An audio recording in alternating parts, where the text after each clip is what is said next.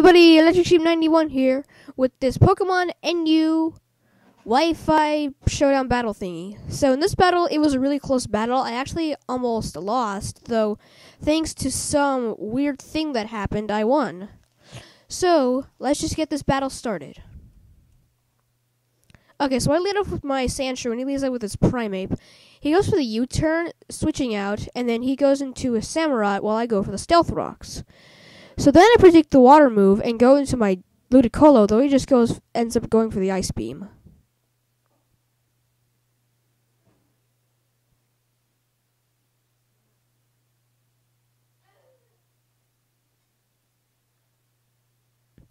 So he's just going for the Ice Beam, and then he switches out into his Golbat, predicting the Grass move. Good play on his part, bad play on mine, since I should have saw that coming.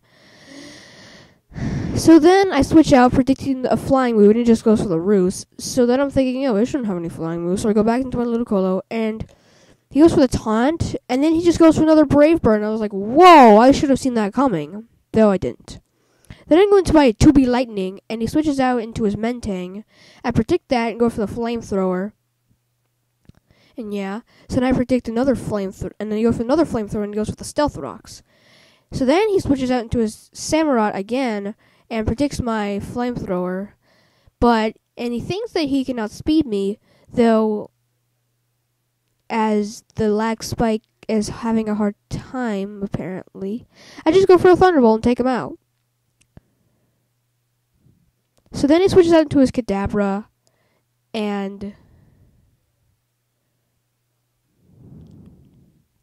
he goes for the Encore, and I go for a Thunderbolt, and it does take a little bit of damage off, and I switch into his Torterra, though I knew he was going to do that, so I switch back out into my Chick Kick. And I go for the Fire Punch, and that does take a little bit of out of him, but he takes me out with his Earthquake.